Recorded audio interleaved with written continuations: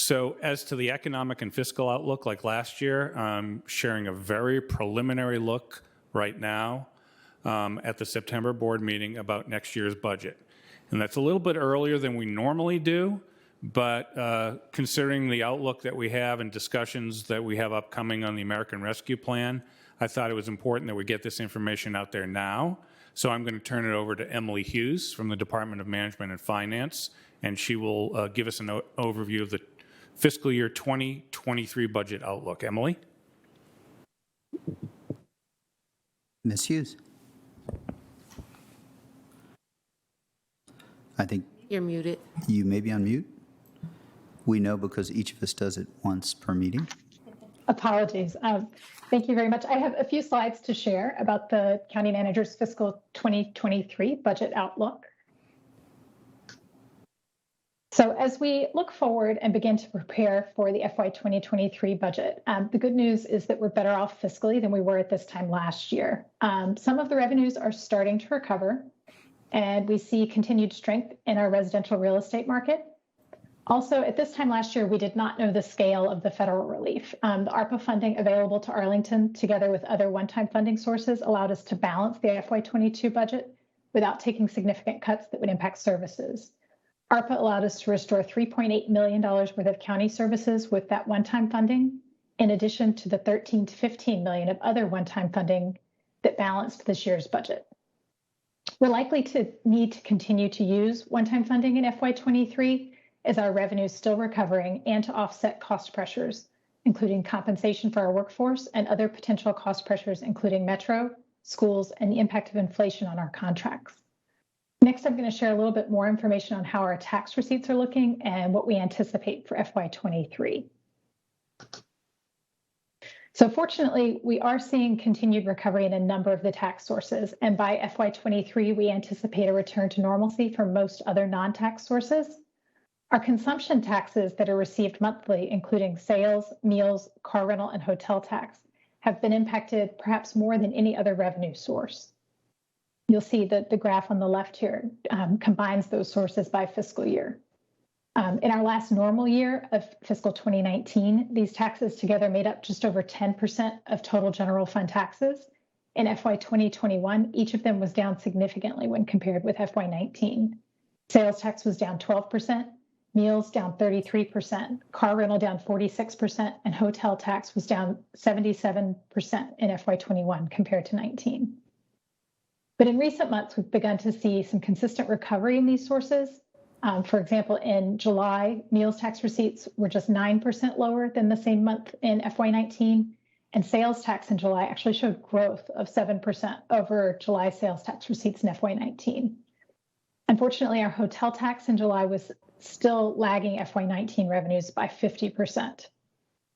You can see on the graph on the left that when we look at all three of these together, we expect revenues to be up 20% over FY21 actuals in FY 2022, and that in FY 2023 will be 41% better than FY21 was. So while taxes are looking better than this time last year, they're still not quite back to more normal levels. On the other hand, our residential real estate market continues to show strength. Although we will not know until later in the calendar year how much residential real estate values have increased, preliminary sales data shows positive growth. The graph on the right shows data from MLS on the number of home sales. The blue line is all sales, the yellow line is attached homes, and the blue line detached homes. In recent months, you can see that the activity in the market has been greater than in 2020 and in 2019. Similarly, home prices have been increasing over prior years this calendar year.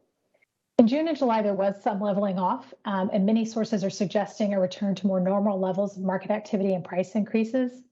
But prices and sales that we've seen this calendar year will impact the assessments of residential properties in January. Given the market activity that we've seen in the residential market, we are anticipating positive growth in residential property assessments.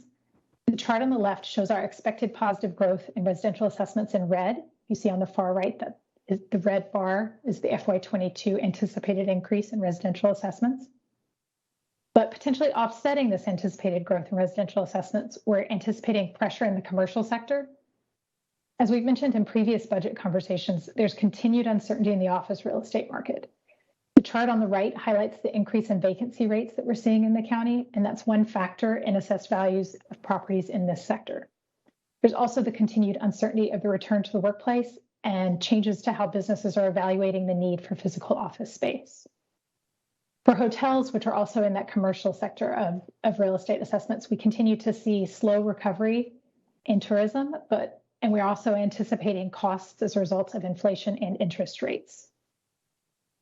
So together, all the commercial sectors, office, hotels, apartments, and retail, make up about 47% of our real estate tax base, and real estate taxes are over 70% of total tax revenues. So while we expect pressure on assessments to impact FY23, we are hoping to see continued recovery in all sectors of the commercial market, because Arlington's commercial real estate market really is a key underpinning of the county's diversified financial tax base. As I mentioned earlier, we're in a better fiscal position and we have a more solid outlook than we had this time last year. But similar to last year, there are a number of funding priorities and economic uncertainties to navigate in the FY23 budget. These economic uncertainties will impact the tax base, but more importantly, our community. We expect there will be some level of continued pandemic response to support both the health and welfare of our community as there are lingering economic impacts on individuals and businesses. Also, in order for us to maintain delivery of high quality government services, we face a real challenge in employee recruitment and retention. We will need to continue to carefully navigate the pressures on our revenues and the expenditure needs to be responsive, but also to be fiscally responsible, shoring up our budget with an appropriate level of one-time resources until we see more revenue recovery. There are a number of things that are going to impact the final budget the manager brings before the county board in the February timeframe. First, real estate assessments are going to be finalized in early January, setting the largest of our revenue sources for fiscal 23. We're going to be getting additional data points each month on sales, meals, and hotel taxes that are going to help us set our best estimates for fiscal 23 revenue for these sources. We'll be getting department input on the impact of inflation and other contractual cost pressures, as well as input on the needs related to the economic and pandemic support that's going to be needed. At this point, our assumptions for the fiscal 23 budget include that real estate assessments will be increasing 1% to 2%, and other revenue will be up 5% to 10%. The manager's forecast includes compensation increases and assumes that non-personnel expenses are increasing between 3% and 5%. To close the budget gap, the manager and the board have the typical levers of utilizing one-time funds, revenue changes, and expenditure reductions or realignments. One additional input to the manager's budget will be the county's support for schools. The revenue sharing agreement lays out a 47% share of local tax revenues to support schools as the starting point for the fiscal 23 budget. Initial estimates for FY 2023 are that ongoing revenue will be 4% to 5% higher than the FY 22 adopted budget for schools. It's important to remember that the county provides support to schools beyond that revenue sharing agreement as well, through school health nurses and services, crossing guards, DHS programs that help children and families, athletic fields, and maintaining safe routes to schools. This graph shows a general timeline from now until the fiscal year starts next summer. We're working with the county manager's communications office to lay out how we can engage with the public and they can engage with us over the next few months. This will probably include both sharing information through videos or other means, as well as opportunities for online feedback with stakeholders. And that will conclude my presentation on the FY 2023 Budget Outlook.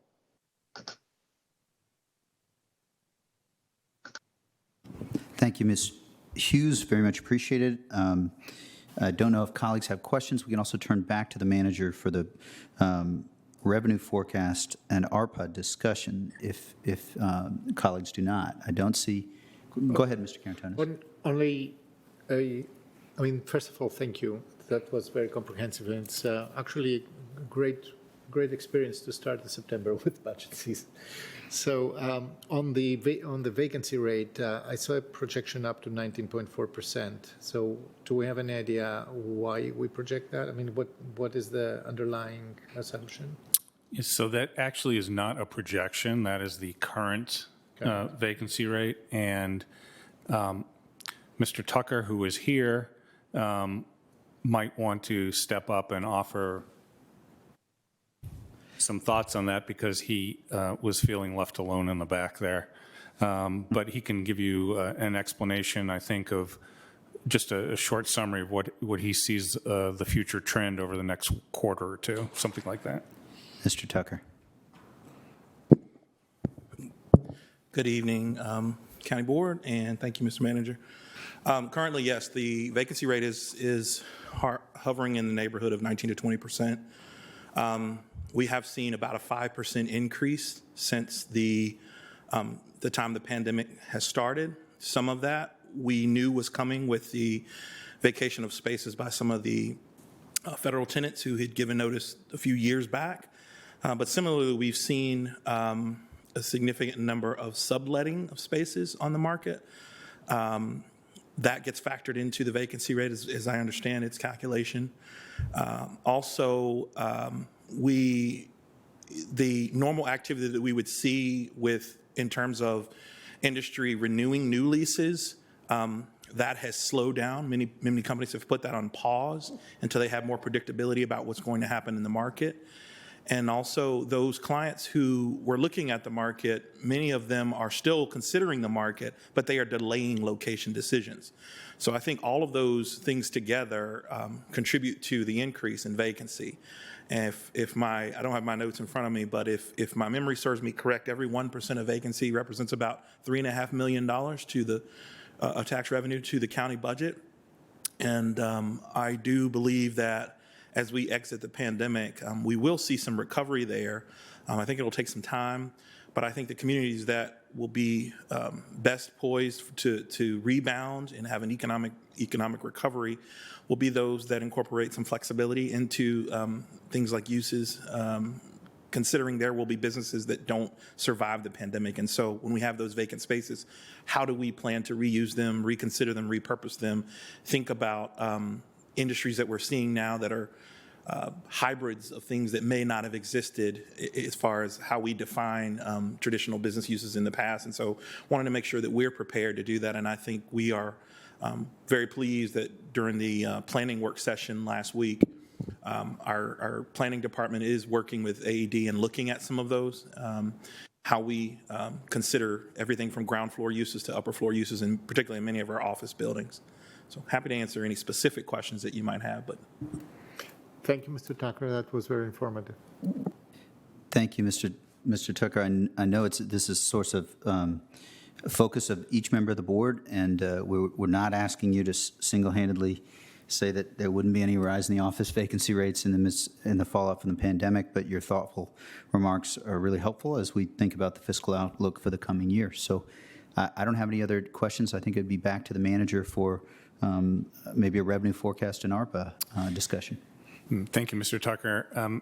So I wanted to move on to the American Rescue Plan Act discussion. And what we're going to do is share some guiding principles on the use of the funds. A number of our sister jurisdictions took different approaches when it came to ARPA funding. And the reason why we have waited until now was we were waiting for a few things. One was for some clear guidance from the federal government on the appropriate use and the eligibility restrictions that surrounded rescue plan funding.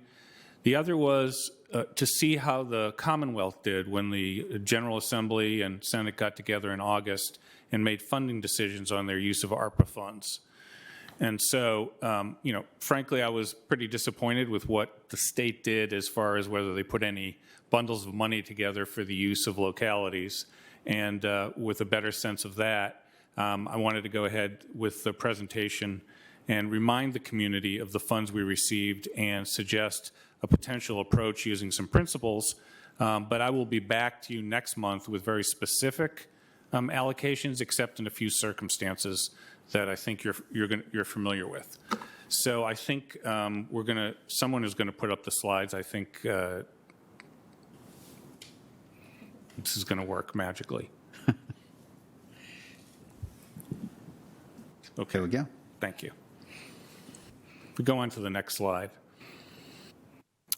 In March of this year, President Biden signed a $1.9 trillion ARPA legislation, and the main purpose of that is to provide states and localities with funds for fiscal recovery.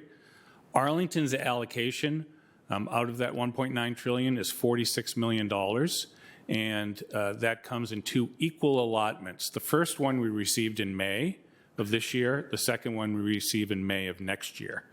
And those funds must be obligated, the first tranche by the end of 2024 and the second by the end of 2026. It's also important to note that there are within the $1.9 trillion, there are a number of other sources of funding streams that we've been paying close attention to. Arlington residents have benefited from about $7 million in rental assistance above the funds I've identified, the $23 million. And also, there's been close to $10 million that has assisted us in some of our transit programs. And in addition, our colleagues at Arlington Public Schools separately have been allocated close to $19 million. We go on to the next slide.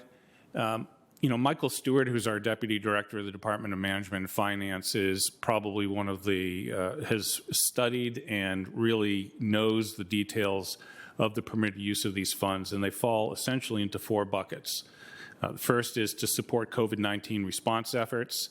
The second is to replace lost revenue for governments. That is not mean anything goes, but it's a fairly broad interpretation of what revenue we have foregone that we might be able to use these funds to replace. It's another set of factors where the funding can be addressed is to address the systemic challenges that have come about with the way the pandemic has really affected our community. In many cases, there's been inequity in the way those effects have hit our community. And then also, finally, supporting economic stabilization for businesses and households. Let's go on to the next slide. So the 23 million, that's the number to focus on. So in April, the county board, knowing that we had, remember, we got the money in March, you've already allocated $3.8 million of that $23 million. And that $3.8 million was used to restore some budget cuts that had been built into the proposed fiscal 22 budget. That $3.8 million went to reopen our Cherrydale and Glen Carlin libraries, to reopen our Department of Parks and Recreation community centers, to provide some funding for our tourism staff to make sure they could stay on board, since the tourism industry and our hotel revenues had plummeted, and also to provide some maintenance funding needed for some of our parks. That essentially leaves available for further conversation $19.2 million. In April, you put together a number of factors that you asked us to focus on how to use the $19.2 million. They're all addressed there in the box. Public health needs, obviously, number one on the list. Also responding to community housing and hunger needs, and then the assistance to small business and nonprofits. And the board did go out of its way to say, as funding became available, employee compensation should be a priority. So, with that $19.2 million, you'll see that we've gone back and done some review of the situation. And as of right now, we estimate that of that $19.2 million, we'll need approximately $5 million to do our first responsibility, which is vaccines, testing, tracing, and the assistance for eviction prevention, food security, rental assistance, congregate care support. That's an estimate of the first chunk of that $19.2 million. This board on Saturday also took action to set aside $2 million for the Grant 2.0 program to support small businesses. People at the time may have been wondering, and I know the board was explicit about it, but this is the source of that $2 million in funding. So what I'm about to talk to you about is principles that we think should apply to what is remaining out of that $19.2 million, or $12.2 million. Next slide. So here are some of the guiding principles. You can call them buckets, call them circles with nice graphics in them. These are the areas we think that we should be focused on trying to direct those funds and weighing the values and focus on the vulnerable in our community in those areas that would be most benefited by the funds. And I'm not going to go through each of the graphics there. You see what they are. Let's go on to the next slide. This is actually important. This is a chart that we're using, and we hope that the community will take a look at, which is that I've described everything in that first column, the $5 million for pandemic response, the restoration of the 22 cuts, the grants, and then the $12.2 million that's available. Now, that is the first tranche of $23 million. Now, that second tranche of $23 million, which I'm not going to spend a lot of time talking on, there is right now arguably already a claim on that. Since we've used close to $4 million to restore services, those services are ongoing services. They include libraries, recreation centers, and they will need to continue. So to that extent, there's already a claim on that second tranche of money, and that $4 million or $4.2 million number we have there is essentially the $3.8 million number inflated into the out years. So let's take a look at the next slide. We have some general ideas we have with these concepts of the kinds of things that might be included in each bucket. For example, housing assistance, we've talked about eviction prevention. Workforce sustainability. We will, and I will be talking about retention bonuses in critical staffing areas. Equity in disadvantaged neighborhoods.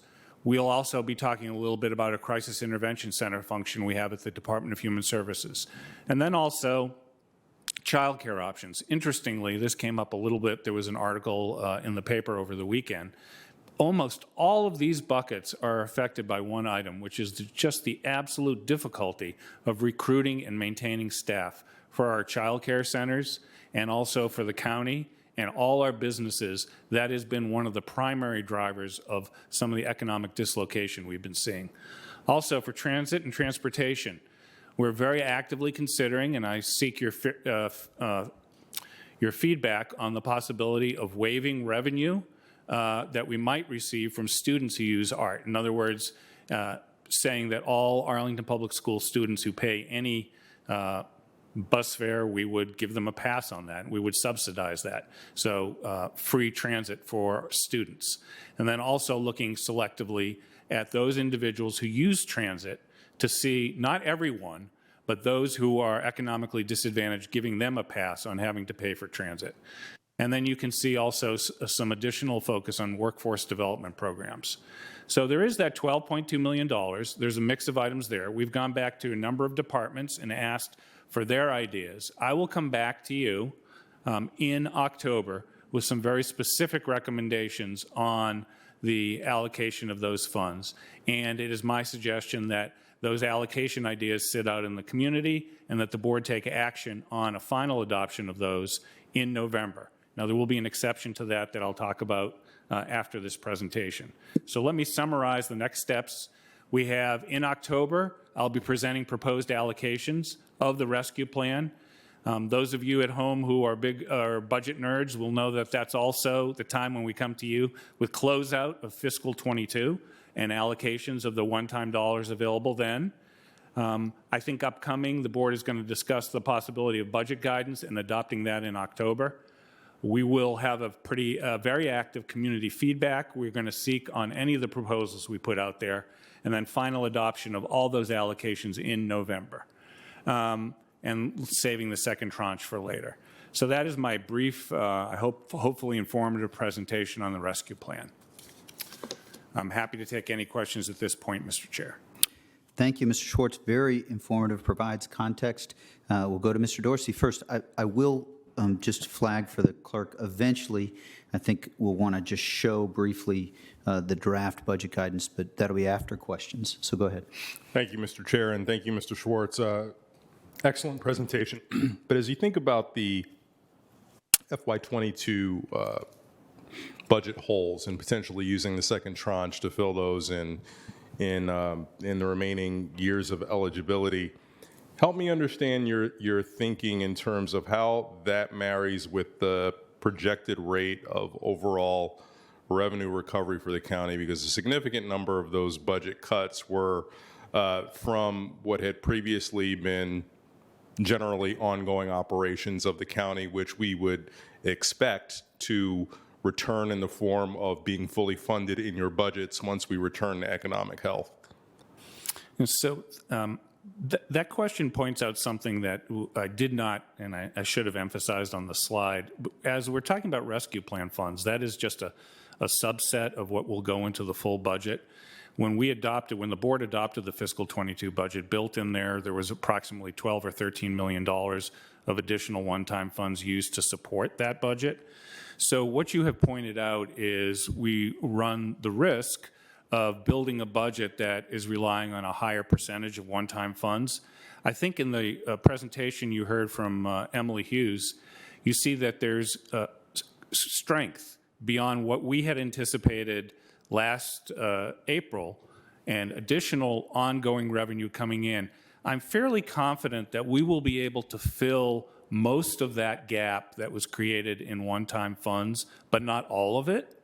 So that is the reason why I'm saying we might want to make use of some of these one-time funds. I think the degree to which we will need to use them will be less than last year, but still something that we're going to have to do. So I remain more optimistic and feel like we'll be on a firmer footing, but I don't want anyone to think that we'll be fully back to the point where we will be using ongoing funds for every one of our ongoing functions. There still will be some need, much less than that $13 million I mentioned in the other part of the budget and the $4 million I mentioned here. Less, but still, nevertheless, still a piece of what we have. Thanks so much. Thank you, Mr. Schwartz. I feel like that was sort of listening to Greenspan every word right there as you were saying it, but I appreciate that. Go ahead, Ms. Crystal. Thank you so much, Mr. Chair. And I just wanted to add my voice to where Mr. Dorsey was going. Last year was so challenging because we did have, between what was then the CARES Act, right, the first round of federal relief, and then just one-time sources, for example, the savings on the leasing of this building. We were simultaneously having a very difficult conversation about the constraints of ongoing funding, while also being in an environment with a fair bit of one-time funding. That is the type of environment that makes it very tempting to engage in behaviors that are not responsible. And I think we saw that happen, for example, all across the Commonwealth when the General Assembly and Governor, in their wisdom, said that there would be teacher salaries to be raised if only the localities would match them at a time that the localities were experiencing significant shortfalls in ongoing revenue, but awash in one time. And so I think this is going to be a challenging budget conversation for us to have, and I think it behooves all of us to try to really be as responsible as we can in those conversations. And I really appreciate Mr. Dorsey asking that straight out of the gate, because I think this is going to be a big theme ahead. I just wanted to, I know you're not necessarily asking for feedback on the ARPA proposals or suggestions you've outlaid, but I just wanted to share kind of a couple of my own values, or to the extent I see sort of a through line of these opportunities. I think there is a story to be told on a number of issues in which the pandemic focused our attention and in some cases significantly exacerbated longstanding problems, not only in the Arlington community, but our society. What is exciting to me about the potential of the ARPA dollars is that I think Arlington has the building blocks to tackle some of those problems in a really meaningful way. And I hope that we can use these funds, frankly, as jet fuel to do it. Mental health is one of those areas where I know our team at DHS has been working tirelessly to sort of come up with these sort of investments that could make meaningful change and progress for community members experiencing behavioral health challenges that have only gotten more severe during the pandemic. Childcare is another one. You know, I was just saying to somebody earlier today, it feels like the rest of the country has caught up to where Arlington was back in 2018, was acknowledging that we had this really severe challenge. You know, I think we have weathered better than a lot of communities. The closures, for example, of daycare centers, we've seen fewer, but we know from our risk and reach analyses about like some very specific places we can make investments. I think it is within striking distance to meet the kind of remaining delta of low-income kids and families that need reliable childcare. I think the ARPA funding is an opportunity to take a big bet on things like non-traditional hours of childcare, which we knew is a huge need in our community. And the last point, too, that I'll make as well is transit. We have done regionally through the Northern Virginia Transportation Commission some really, I think, thoughtful analyses about the opportunities for zero fare transit and the need to approach that with some finesse, right? That especially in a system where so much of our fares on ART are actually paid by the federal government via smart benefits, right? Entirely zero fare may not make sense, but there are so many opportunities for us to figure out exactly as you've teed up for us, zero fare for the transit dependent, zero fare for students. We have seen a huge blow to public transit and when it comes to the effects of the pandemic and the opportunity to build on what we know and entice folks back and using ARPA dollars to do that. So I am now at risk of kind of belaboring the theme, but the phrase, it's so hackneyed, that comes to mind is a crisis is a terrible thing to waste. And I just think about how we have a once-in-a-generation infusion of one-time funding. We have the needs that have grown during the pandemic, but we also have the policy analysis, the staff work, and the political will to tackle these in big ways. So there's not a lot to be excited about with regard to the consequences of the pandemic, but I think this is one, and I'm excited to see what specific ideas staff can bring forward and we can weigh in on in the month ahead. Thank you, Ms. Crystal. Ms. Garvey. Yeah, thank you. I think I'll pick up where both my colleagues were. I also think this is a once in a generation opportunity, and it is important to do some of these things. I think that's where we all want to go. However, I found myself thinking, I think along the lines of Mr. Dorsey, watching the presentation. So we have $46 million, which we're going to get half in 21 and half in 22, and then we have to have it all spent by the end of 26. Is that right? So I'm just wondering, and sorry, this is like just came to me while sometimes things get revealed by presentations. Might we want, maybe not this year, but the next year, so I think we don't want all that money to get spent and then we fall off a cliff, because it feels like what we're trying to do is provide the support so as hopefully our vacancy rate goes down and we do better and better, we kind of have a nice kind of down a glide. So possibly not this year, but possibly the next budget year, have you thought of sort of being explicit about the fact that not all this money is going to get spent in these two budget years, but we may want to be spreading it out so that we can come to more of a glide path down, and hopefully we'll be up and running by the time the money gives out. So I think that is what you're saying is music to my fiscally conservative heart. But the one of the slides we had there, and I apologize. I know that Mr. Dorsey may come over and clobber me. The bridge that we had in one of those slides, that what we really need to do is we need to get to the other side, and we need to make sure we have the funds to get to the other side. So allocating all the money is not necessarily a virtue in this process in the first year or year and a half. And that's one of the good things about the rescue plan is the money doesn't have to be obligated right away. So the concept of keeping 10 or 20% of it available for an as-needed basis and seeing how we're doing might make a lot of sense. And so that's something the board can weigh as we look at the proposals coming forward next month. Thank you. And I think it'll really come home next year. But this puts us at a hard point. I was thinking in some ways we can kind of relax a little bit because we've got this support. But then, Ms. Crystal, you brought up the issue of childcare. We don't want to get that off to a roaring start and then 2 years later have the bottom drop out. And that's why these have to be capital investments, one-time investments. I mean, this is exactly Mr. Dorsey's point that I was trying to emphasize. We cannot make ongoing investments on the basis of one-time money. Yeah. Exactly. Although it is the salaries that are the issue, but that's another difficult question. Yeah. Licensing, capital bills. Yeah. There are a lot of. Yeah. No, that's right, because then the costs go down. Yes, excuse me. I'm getting in the weeds here at the dais. Apologies. We can talk about this. No problem. As long as they're not legislating on the dais, I'm less worried about the weeds, but want to be mindful of our staff. Mr. Carantonis. Thank you, Mr. Chair.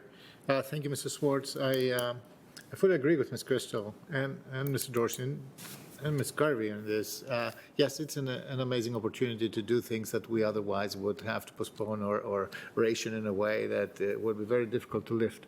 And we can do that. On the other side, we do have two basic pressures. One is the general operation of the government begins to be more expensive, and we started. Mr. Schwartz, you started already talking about the pressure of competitive wages and retention funding. This is concerning to me because I know that this adds to the base of our operation budget. So this is not like we are cruising. The second thing is one thing that I believe Ms. Crystal forgot is housing. So, for example, we know that our pressure on the housing grants funds, for example, will be higher. And last year already, we tried to find ways to, on the one side we had the eviction prevention and rental assistance funding that is 100% COVID related. I do think that during the recovery, we will be moving from this into building structures that are more longer term, medium and longer term. And this is, to me, the first thing that comes to mind is the housing grants program and how we improve that, and how we make it more effective, and how we reach more people. Because right now we're basically paying 94% of the recipients are people who live already in affordable housing, in committed affordable housing. So we want to expand that. We want to expand this space, and I'm very interested in to see how over several years, so until 2026, as Ms. Garvey said, how we can help with this money to make this kind of strategic adjustment of our housing support programs. Other than that, I'm very interested to know, to see how we adjust with the increased cost of operation, and how far this increased cost of operation. I mean, as we've seen before in the tax revenue. The tax revenue projection, it doesn't look like right now that our tax revenue will be increasing at the same pace. It will be lagging. So that's a point of concern for me. Thank you. Thank you, Mr. Carantonis. I'm mindful that for me, the child care capital costs are of interest, and I also, as I've shared with colleagues, addressing those most in need, which often is through personnel to serve those most in need. DHS, there's needs there on mental health as well. But I'll also be trying to think about one of our other deficits, which seems to be the challenge we face with respect to the 30,000 Arlingtonians who have household income less than $35,000 a year. And so I'm interested in the ARPA piece, in addition to employee compensation, seeing if we can make strategic investments there while mindful of being fiscally responsible. So I want to just, Mr. Schwartz, I saw your light on. Did you? No, go ahead. The only thing I wanted to add, and it just highlighted in all of your comments, which is that there's a delicate balance going on here, but making sure that we realize the ARPA funds are one time. We also see an improvement in our ongoing revenue, but we're not back to where we were in 2019. I remain optimistic that we'll be able to do those things that the board states are priorities. We will not be able to do everything. We'll have to make some choices. And I'll talk a little bit later about the personnel issues. One-time use of these kinds of dollars for personnel can be effective, but not for base salaries. It can be effective for other types of things. So I actually, am optimistic that we have the team right behind me and the people in front of me, and we have a community. We'll get to actually a good place, and I think people can't lose sight that the rescue plan is actually a good thing. I mean, and it's about $2 trillion. Some people have asked why we didn't get more. We've gotten, I think, our fair share, and it will help us, and we have some choices to make, but I think we'll be better for it. Thank you, Mr. Schwartz. Really appreciate those conceptually closing comments. Just a little housekeeping. Am I right that Ms. Hughes' presentation as well as your presentation will go up on our budget website? And there continues to be an email for feedback and thoughts on that website with respect to budget comments. So then I'll just quickly ask for transparency for our community, and with the forgiveness of a few staff in the audience for just a second. Ms. Jacobs, we worked on a set of draft guidance. This is for fiscal year 23, and I want to clarify, we've been focused on the ARPA discussion.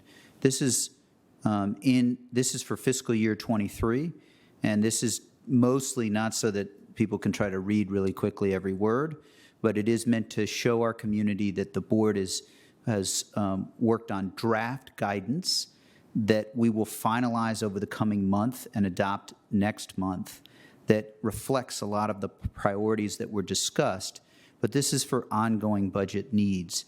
And this is a draft. We will also post this on our budget website over the coming couple of days. There's just a little bit more for illustrative purposes on the second page, if you don't mind, Madam Clerk, Ms. Jacobs. So,